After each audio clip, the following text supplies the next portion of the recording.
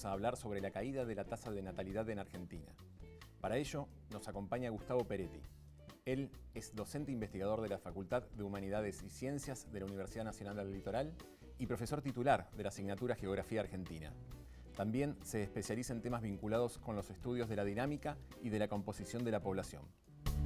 Gustavo, bienvenido, muchas gracias por estar aquí, por prestarnos tu tiempo. Sé que en la facultad son días aciagos. Con muchas actividades. Con muchas actividades. Bueno, lo decíamos en la presentación, cayó la tasa de natalidad en Argentina, pero cayó mucho. Sí, porque bueno, si bien es una tendencia que se está dando en las últimas décadas, lo que llama la atención, o no, después vamos a ver por qué o no, es que esta caída es muy acelerada, muy vertiginosa desde el 2014, ahora, o sea, 10, 11 años. Es muy fuerte la caída, con un 40% de disminución en promedio en toda Argentina. Después, bueno, hay diferencias en función de las provincias, por ejemplo, más acentuada incluso en las provincias patagónicas, que en el resto del país está caída. Pero bueno, en general un 40% de la disminución en 10 años. Me parece muchísimo. Sí, y a lo que se suma además, o sea, esta caída de esta natalidad, lo que provoca es, incide en la composición general de la población en un envejecimiento, que a su vez este envejecimiento se venía dando antes por el aumento en la esperanza de vida. O sea, la población argentina comienza a envejecer primero porque, bueno, las personas viven más años. Entonces, por un incremento en quienes tienen más de 65 años, que es el grupo que se denomina de adultos mayores. Pero bueno, lo que se está dando ahora en los últimos años es que además se envejece por una reducción de los niños y jóvenes por la caída en la fecundidad. Entonces, bueno, se acelera este proceso de envejecimiento que comenzó primero por el aumento de los adultos mayores. Antes de preguntarte por las consecuencias o las causas, quería saber, porque decías, es una tendencia. Sí. En Latinoamérica, en Europa, en el mundo. En términos globales, sí, a nivel mundial hay un descenso en la fecundidad y, bueno, que comienza antes y más acelerado en Europa Occidental, por ejemplo. Después se está dando también en los últimos años, luego de aplicar políticas antinatalistas, el caso de China, que bueno, hoy por hoy están reviendo esta postura antinatalista y tratan de promover la natalidad. Pero sí, comienza en términos generales, salvo algunos países de África, pero es una tendencia general esta caída en la fecundidad. ¿Y entonces las causas dónde la podemos encontrar? Sí, ¿O cómo lo podemos explicar? Sí, tiene muchas aristas y por eso quizá en las últimas semanas se escucharon algunos análisis muy simplistas, o al menos adjudicándolo solo a algún aspecto. Tiene distintas aristas, distintos factores, incluso depende de los países, también el peso que tienen los distintos factores es diferente. Pero bueno, convergen acá cuestiones que relacionadas con la economía, con expectativas. Es caro mantener a un Entonces, niño. habría que ver este aspecto si justamente en estos últimos años no tiene un peso importante en Argentina. Después unas cuestiones que tienen que ver también con, tanto en el varón como en la mujer, porque se coloca también, se ve escuchar muchos discursos en los últimos días, poner el peso todo en la mujer, en la cuestión de, bueno, de privilegiar un desarrollo profesional antes de pensar en tener un hijo. Que bueno, esto, si bien es cierto que esto incide en la cuestión de privilegiar el desarrollo profesional antes de decidir tener un hijo. Pero bueno, también ver la cuestión del rol del varón, es decir, bueno, a ver, ¿qué pasa con las nuevas masculinidades y este compromiso del varón de ser padre? Pues se pone todo el acento en la mujer, pero no en el varón. Sí, hay una estadística que creo que es complementaria, que es la cantidad de intervenciones de vasectomías y de ligación de trompas. Exacto, sí. El aumento que hubo en estos tiempos. Sí, por eso no solo del lado de la mujer, sino también vasectomía en el caso de los varones. Entonces me parece que es compartida la cuestión y no poner toda la cuestión, el acento en las mujeres. Sí. Y desde lo cultural, el hecho de... antes la familia moderna, por decirlo así, papá, mamá, hijo, hija, ¿no hay una reconfiguración en esto de las familias monoparentales? Sí, seguro. Esa familia modelo que incluso es una familia normativa en términos de legislativo, o sea, gran parte de la legislación de Argentina que tiene que ver con, por ejemplo, hasta la cuestión de adjudicación de créditos hipotecarios. Se piensa mucho en la cuestión de esta familia modelo. O sea, esa familia modelo pasó a ser una familia normativa, ¿sí? Que, bueno, hoy por hoy es una primera minoría solamente. Incluso en determinados ámbitos, sobre todo relacionados con lo urbano, en Cava, por ejemplo, tomando jurisdicciones de segundo nivel, la Ciudad Autónoma de Buenos Aires ya este tipo de familia no es ni la primera minoría, son los hogares unipersonales los más importantes numéricamente. Y bueno, si focalizamos quizá dentro de la ciudad de Santa Fe, quizá algunos barrios de Santa Fe ya el hogar unipersonal es el más importante numéricamente. Y aparte lo vemos desde la arquitectura y cada vez más espacios individuales, digo, monoambientes. Claro, sí. A esto sumarle, bueno, todo el tema de los hogares ensamblados, que no son unipersonales, pero bueno, que no es la pareja original que da cuenta del hogar. Siguiendo esta línea también es récord la tasa de divorcios, digo. ¿Sí? Tenés un 50% de divorcios. O sea, el concepto de familia como normativo, como vos decías. Y también, bueno, familias de hecho, hogares de hecho, que no pasan por la cuestión civil, sino, bueno, que son de hecho. Y bueno, eso quizá a lo mejor también incide en la cuestión de la perdurabilidad de la pareja en cuanto a la duración, que puede, bueno, ser más corta, más breve. ¿Sí? Hablábamos de las causas, que es multicausal. ¿Qué consecuencias tiene esto a mediano y largo plazo? Sí, una de las cuestiones es el tema después, bueno, la cuestión jubilatoria, lo previsional. ¿Sí? Que está también mucho en discusión en estos días. Sí. Hoy por hoy Argentina está pasando lo que se llama el bono, la ventaja demográfica. ¿Qué es esto? Es que los adultos mayores, o sea, quienes están en la etapa productiva, hoy por hoy es una mayoría todavía, están en un 62-63%. Ahora bien, con este proceso de envejecimiento, tanto por la base, o sea, por cada vez menos jóvenes, y por la cúspide, cada vez más adultos mayores, esto se va a terminar. En 2040 se calcula que, bueno, ya los adultos van a ser menos que... O sea, los adultos produciendo y generando aportes para esa... Van a ser menos. Entonces... ¿qué es lo que se recomienda? Bueno, hacer lo que se dice los deberes, en términos de, bueno, sanear las cajas y que cuando pase esta ventaja demográfica, bueno, estar bien parados. ¿Sí? Pero bueno, hay que tener en cuenta el contexto de una economía donde gran parte del empleo es negro, bueno, se complica esta situación. ¿Sí? Y desde las políticas nacionales o, digamos, de las políticas demográficas, ¿en algún momento fue poblar... la generación del 80 argentina, había que poblar el país? Sí.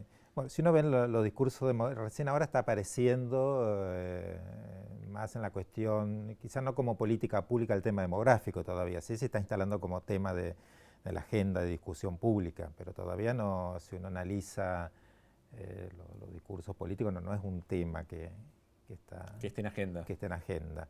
Pero bueno, quizás sí, habrá que repensar esto, hasta incluso tenerlo en cuenta. Por ejemplo, se está discutiendo ahora la cuestión migratoria, ¿sí? Es más, un nuevo decreto, incluso haciendo más restrictivo el tema migratorio. Bueno, quizá, bueno, repensar esto, decir, bueno, a ver, quizá el tema migratorio, la migración, es algo a tener en cuenta justamente para rejuvenecer la población. O sea, alentar la migración y no como se está planteando de restringirla.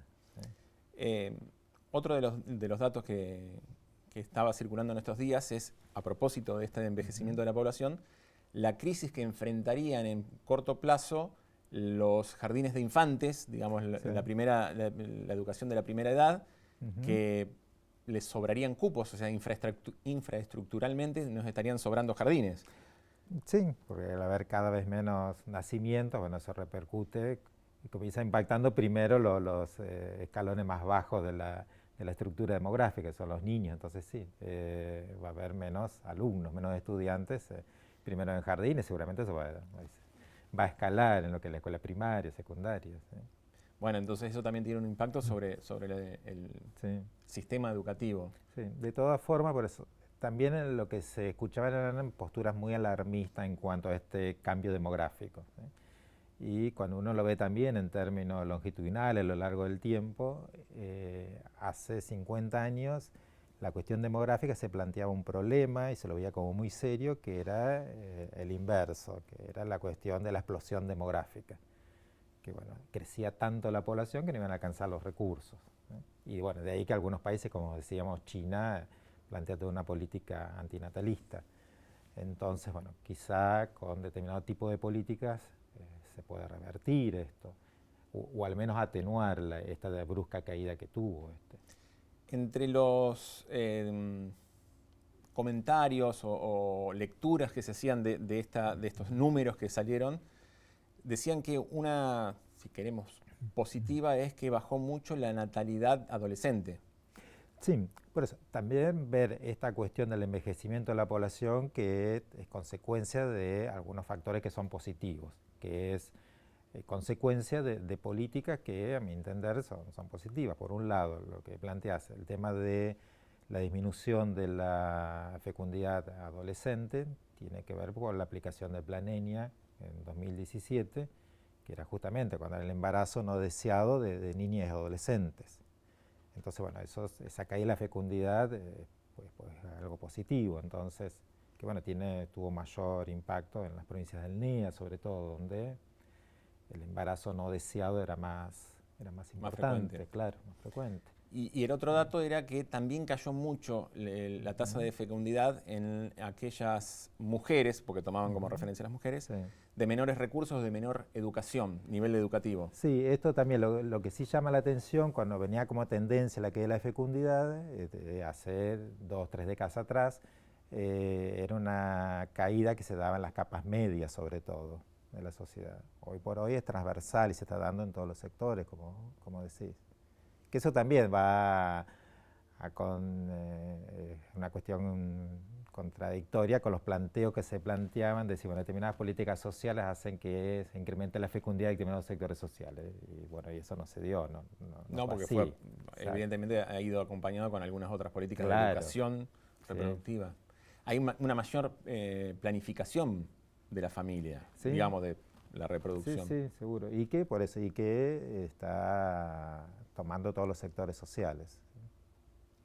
Desde la universidad, ¿cómo se está trabajando? ¿Cómo se aborda este tema? Sí, hoy por hoy es un tema que se aborda en distintos espacios curriculares de las carreras. En el caso de la Facultad de Humanidades, en la profesora de licenciatura en Geografía, bueno, también en Sociología, en la licenciatura en Sociología y en algunos proyectos de investigación también. En los proyectos CAIT se trabaja este tema de... Primero se había comenzado a trabajar por la cuestión del envejecimiento por el aumento de la esperanza de vida. Hoy por hoy, bueno, se está poniendo el foco más justamente en el descenso de la fecundidad. Porque si bien salió como noticia ahora estas últimas semanas, es algo que ya se viene observando. Incluso en algunos estudios que se hicieron con la cuestión del impacto de la pandemia, ahí ya se veía en el 2020 que hubo una caída importante de la fecundidad. Y en estos espacios curriculares, en estas investigaciones, ¿qué se habla de nuestra región, digo, concretamente? Sí, es interesante analizar el caso, bueno, la provincia de Santa Fe, que nosotros lo tenemos como territorio de investigación, y se observa esta caída, sobre todo, muy importante, y acompañado del envejecimiento de la población en localidades pequeñas, sobre todo del sur de la provincia y del centro de la provincia. No ¿Eso puede ser por una migración rural, por ejemplo? Que de los pueblos chicos vayan a las ciudades. Claro, comenzó antes, incluso muy temprano, hace ya 2 décadas que se está dando un proceso de envejecimiento importante, sobre todo sí por jóvenes que se van, entonces bueno, eso produjo un envejecimiento sobre todo por esa salida de jóvenes. Económicamente ya sabemos que tiene un impacto a mediano plazo que va a repercutir en lo previsional, en las jubilaciones. Culturalmente, esto también, ¿qué representa? Digo, ¿cómo te tiene que enfrentar, cómo tiene que abordar este tema desde políticas públicas? ¿Cuál sería la sugerencia?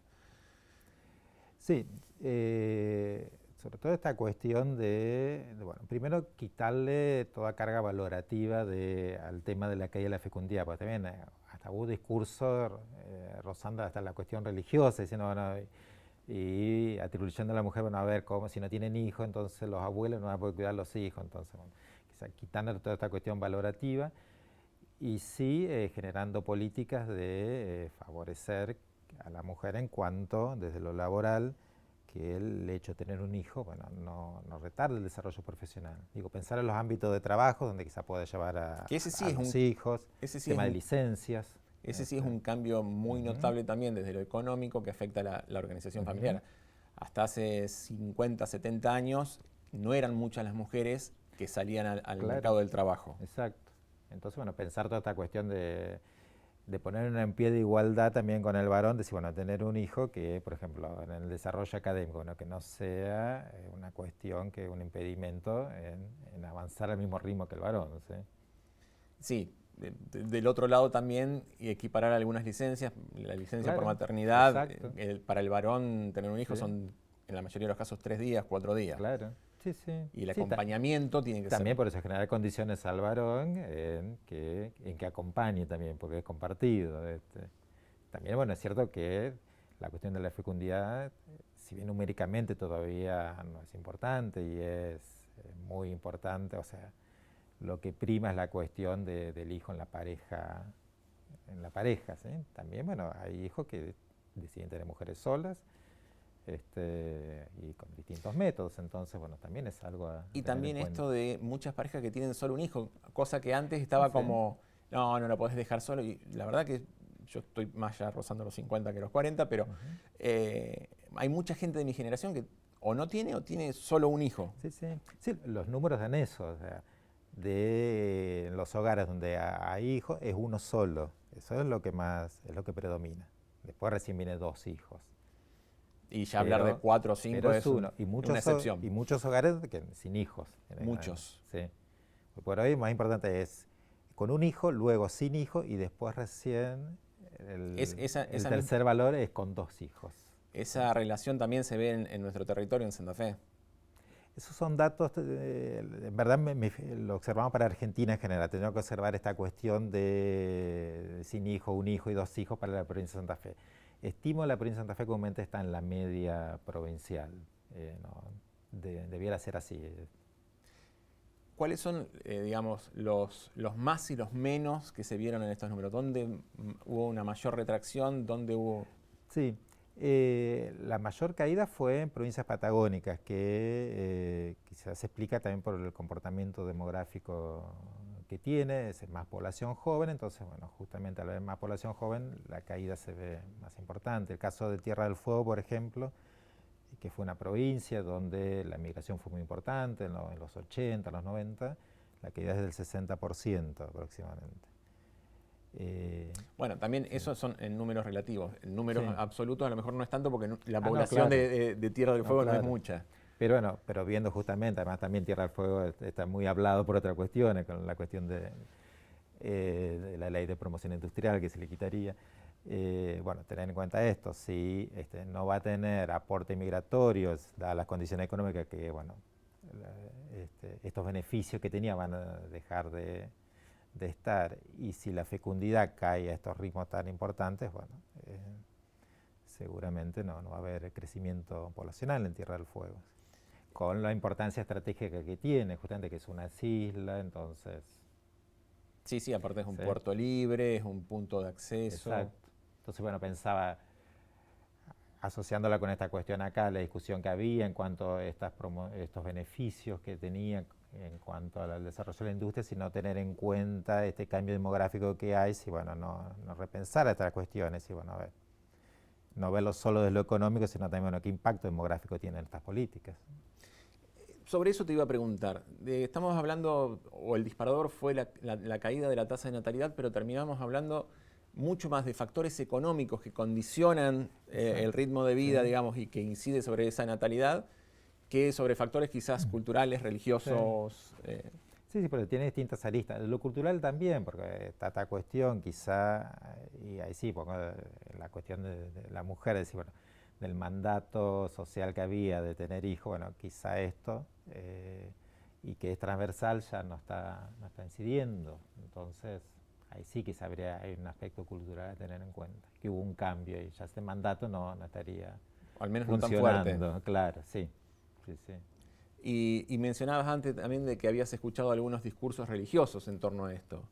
Sí, sí, sí. Es más, justamente hay un libro que se llama La crisis demográfica, que fue de un demógrafo, pero obispo, que muy asociado con Ratzinger, que bueno, planteó la cuestión de la crisis demográfica, pero dice, bueno, a ver, no hay nacimientos, y asociándolo con el tema de los abortos también. Entonces dice, bueno, que no haya pocos nacimientos es malo para la economía de los países, y lo adjudicaba justamente al tema de los abortos. Pero bueno, relacionado justamente con este tema religioso. Pero bueno, que en Argentina también estamos escuchando este tipo de discursos hoy por hoy en algunos sectores.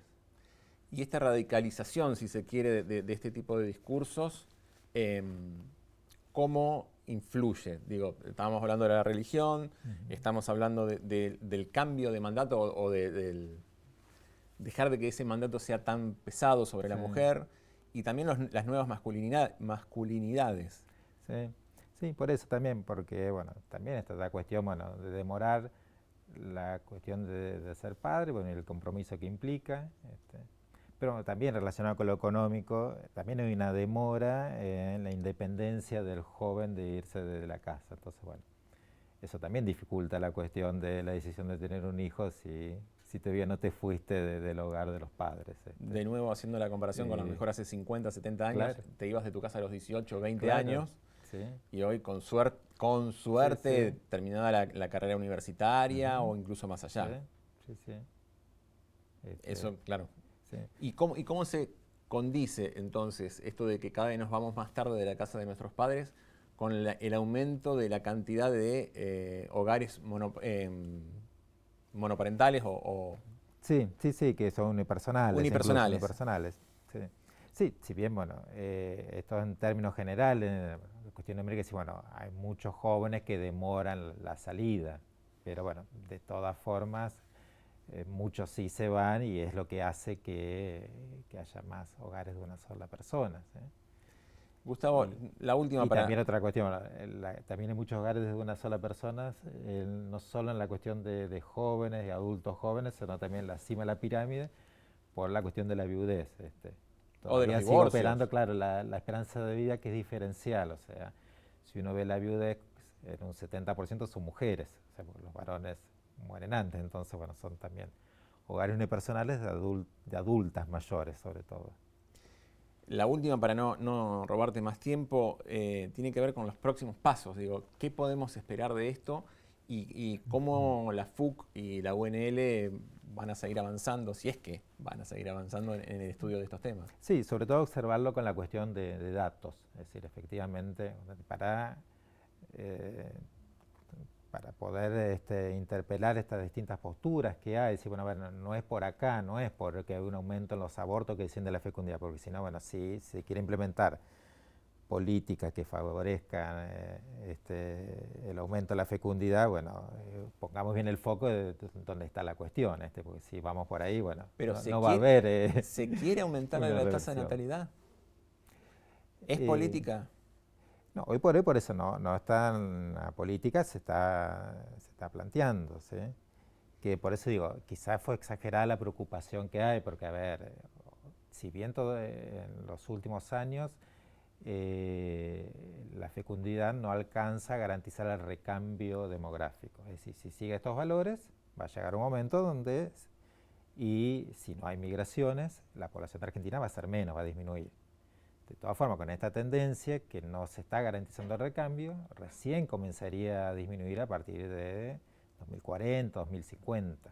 Bueno. O sea, porque hay una inercia demográfica que hace que una caída de unos años en la fecundidad no va a provocar un descenso de la cantidad de habitantes. Siguiendo esta tendencia, será de acá de 20, 25 años. De acuerdo, entonces dentro de 20, 25 años te volvemos a citar aquí en Diálogos para volver a discutir y hacer la comparativa con este 2025. Dale.